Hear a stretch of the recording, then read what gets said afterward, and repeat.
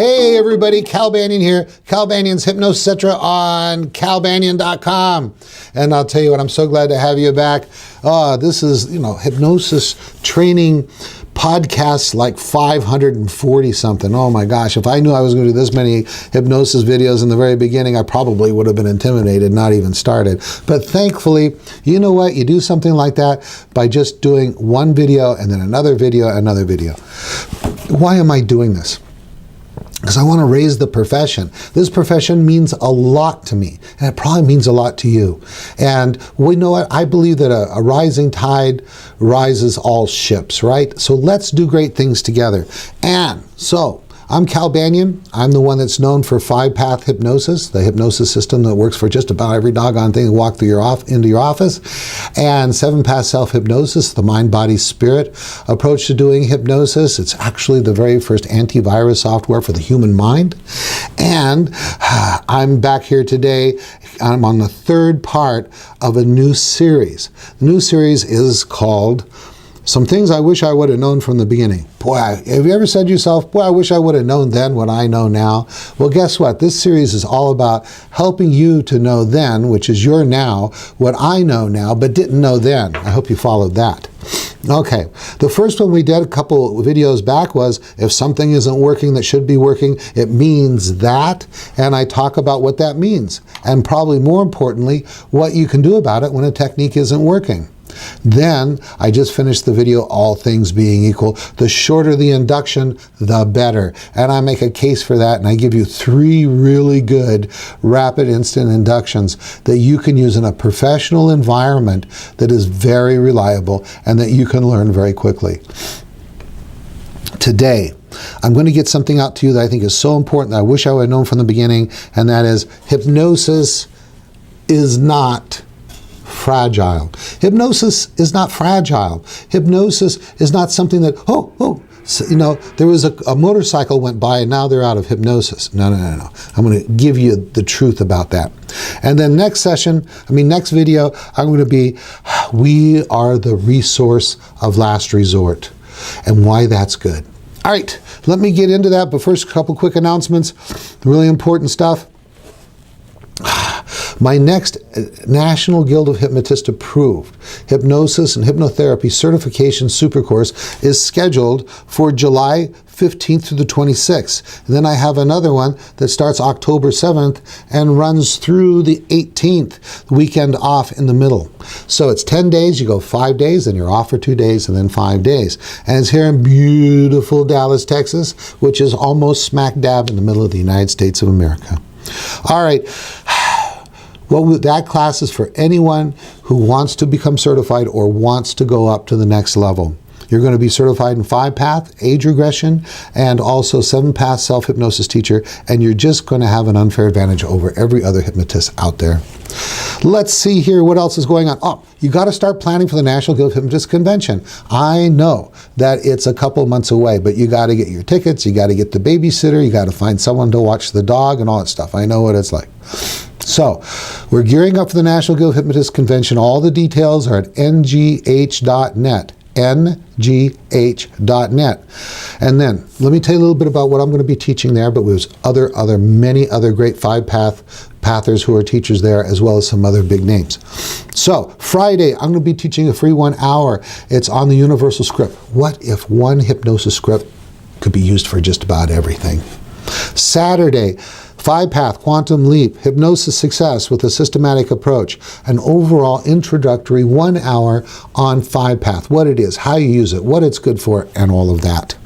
Then Saturday afternoon, parts mediation work brings success when everything else has failed. Easily overcome secondary gain and complete the journey of success. Now, this is an in-depth workshop, 2 hours. I'm going to show you how to be successful with a client when everything else has failed. You all had them. That one person's like, what's going on? Well, there's this thing called secondary gain. I'm going to show you how to be able to determine it and overcome it very quickly. Then the biggie, the big enchilada, as they say out here in Texas. The post-convention 3-day age regression certification course. This is the biggie. Most hypnosis certification courses will tell you, do not do hypnotic age regression unless you get professional training on how to do that. Well, this is that professional training on how to do hypnotic age regression. 3 days, you're going to eat, sleep, and poop hypnosis, and especially age regression. All right. 5 paths. Quick note on at the NGH convention, we've got the Thursday before. Make sure you get there Thursday before the convention, because we've got our big awards banquet. The National Hypnotists lets us take over the hotel restaurant, so all the 5 pathers can go there, meet and greet, and we talk about some of the latest awards that 5 pathers have received and things that are going on in the world of 5 path. And then on the last day, the last hour of the convention, we have the 5 pathers fandango. Everybody's invited, but it's mainly for 5 pathers or people who are 5 path curious. And there's going to be some food, and there's going to be music, and we're going to talk about the latest stuff, and it will be the beginning of the after party for the NGH convention for the 5 pathers. It's called the 5 pathers fandango. And you've heard me talk about it probably if you've been following a while. Hypnosis is a dance. The hypnotist is in the lead, and the client is in the role of follow. What's a fandango? A fandango is a fancy dance. It is a beautiful dance. And I'll tell you what else. If in the world of slang, fandango is also slang for a really good idea. So that's why I named our last hour of the convention and the first hour of the after party, the 5 pathers fandango. So be there. All right, let's see. We're on to the next thing. Hypnosis is not fragile. Hypnosis is not relaxation or stillness of your client's body.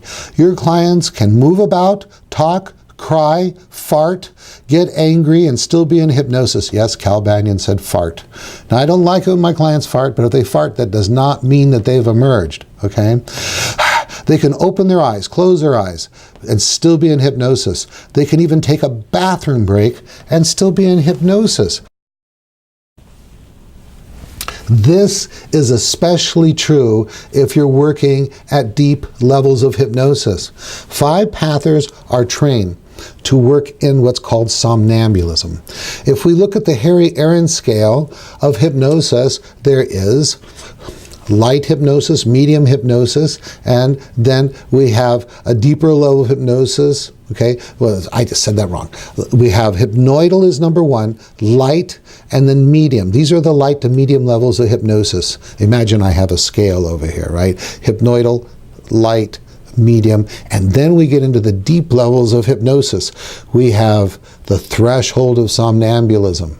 This is the first bit of somnambulism that was taught by Dave Ellman. Then we've got the deeper level, which we'll call full somnambulism, and then below that we got profound somnambulism. Now, profound somnambulism and full somnambulism are wonderful states, but the problem with them is they don't have covert tests. We do have a way to test covertly, secretly, when we do stage 4, and stage 4 is somnambulism. It is deep enough to do all the most important techniques in hypnosis. Of course, it's good enough for direct suggestion, and of course, then is it because you can hallucinate in stage 4 with your eyes closed. What happens is you can do age regression, parts work, and all that. So when you're working in these deep levels of hypnosis, it takes a while to emerge. In fact, if you don't go through a process of emerging them, and you suggest that they go do something while still in hypnosis, they can do that. Have you ever seen a stage hypnosis show and people are running around and laughing and dancing and singing and stuff like that with their eyes open? They're still in hypnosis, right? Well, that's true. You can have your eyes open, you can run around, you can squirm, you can laugh, you can do all this stuff and still be in hypnosis. Too many hypnotists, you see, in my 10-day course, not only do I get newbies who want to become hypnotists, I get seasoned hypnotists that want to become 5 pathers and want to do 7 path self-hypnosis. And also I teach the Week of Power, and the Week of Power is exclusively people who are already certified, and I see they come in with all these misconceptions. There's a lot of really weak training out there. Or some people have become hypnotists through self-training or reading books and stuff like that. The truth is, if you are working at the level of somnambulism, hypnosis is not fragile. So you want to have the inductions that will take people to that level. Watch my previous video where I go into those inductions. Once they are in somnambulism, they've passed a test for some level of somnambulism, you know what? They can wiggle around. A motorcycle can go by, the dump truck, trash truck, whatever, can do its business and then move on down the road, and they're fine. They can... This is very interesting. One of the videos that I show in class of me working with a real client, and I show several of those videos in class with the client's permission, of course. My client, I'm working with her, and all of a sudden her finger goes up like this. And I say, yes. And she says, I have to go to the bathroom. Okay. Now, I think, what is the most efficient thing to do? The most efficient thing to do is for her to get up, is me to suggest that she gets up out of the chair, goes to our restroom, takes care of her business, comes back, and then we'll continue. Why would I emerge her? If people can be on stage and dance and sing and tell jokes and think they speak Japanese when they don't, guess what? You can go pee. So in that situation, what I routinely do, now it doesn't happen very often because we ask all of our clients to go to the bathroom before the session. I suggest you do too. But I will just say, in a moment, I'm going to count from 1 to 3. When I get to 3, you will open your eyes. Then you will get out of the chair. Then you will go to the restroom where you went to the restroom before. When you are done, you will come back and we will continue. Then my client gets up out of the chair, knows where the bathroom is, walks to the bathroom, takes care of her business, comes back, sits down, and then I just proceed. I don't have to reinduce hypnosis. I might do a little quick little deepening technique, like a 1 down to 5 count, if I believe that's necessary, and with that particular client in this particular situation, right? So, hypnosis is not fragile. I was just watching, I was on Facebook today, and there was this guy, hypnosis is theta state. Hypnosis is theta state. And I'm going, that's so wrong. Now, please, if you have research that proves, I mean really proves, that hypnosis is theta, please forward it to me. Now, hypnosis is a heightened state of suggestibility. That's all it is. You can be shouted into hypnosis. You can cry yourself into hypnosis. Unique situations can cause these heightened state of suggestibility. What do inductions do? They take you from normal suggestibility into a heightened state of suggestibility. And those levels of suggestibility are defined as hypnoidal, light, medium, then somnambulisms, being the threshold, full somnambulism, and profound somnambulism. When you really begin to understand this, please, hypnotists around the world, begin to understand this. Okay, so you know what? Maybe you could be in hypnosis when you're in theta, but you're not only in hypnosis when you're in theta. Believe me, I have clients, crying and wiping their nose or beating a pillow or still as can be. And these kinds of things that they're doing cause all kinds of different changes in brain waves. They're re-experiencing anger or joy and stuff like that. Believe me, that their brain waves are not pulsating constantly all the time, 100% of the time in theta while they are in hypnosis. No, BS. All right. And if you can prove me wrong, please do. I reserve the ability to change my mind when confronted with additional evidence. But so far, for years and years and years, I've taken that stand, and no one's ever come up with any kind of evidence to the contrary. Let's see. That's a big leap forward. Too many people, they say, I had to rehypnotize my client because they kept wiggling around. No, you don't. People will wiggle in hypnosis. People will sneeze in hypnosis. I've had people throw up in hypnosis. I'd rather they sneezed than throw up, but they can do all this stuff in hypnosis. Hypnosis is a heightened state of suggestibility. Also remember this, human beings are not digital. We're analog. That means it's going to take somewhere between 4 seconds and 4 minutes to go into a nice state of hypnosis, depending on a number of different things, such as the skill of the hypnotist, how well the client was prepared, and what induction was used. So it takes a while for them to get into hypnosis, 4 seconds to 4 minutes, done properly. When you emerge someone and you say in a moment, count from 1 to 3, when I get to 3, open your eyes, fully emerged, 1, 2, 3. They're not fully emerged. And now it's going to take them about a minute or so to come out of hypnosis. We're not digital. We're not on, off, on, off. That's just not the way we are. So they will slowly emerge. They can more quickly emerge if there's some reason to, but typically in the hypnosis office, you count from 1 to 3 or 1 to 5, and on that number 3 or on that number 5, you tell them open their eyes. They're not yet fully emerged, which, by the way, it's a good time to give them more positive suggestions. All right, I think that's it. That was kind of a quickie. I want to see you guys at the convention. I want to see you in class. If you want to be in my July class, you better register soon. You'll save some money and you'll be sure to get in the class.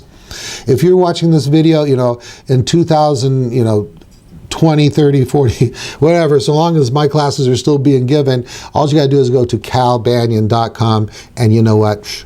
You'll get my latest schedule. All right, that's it. Cal Banyan signing out.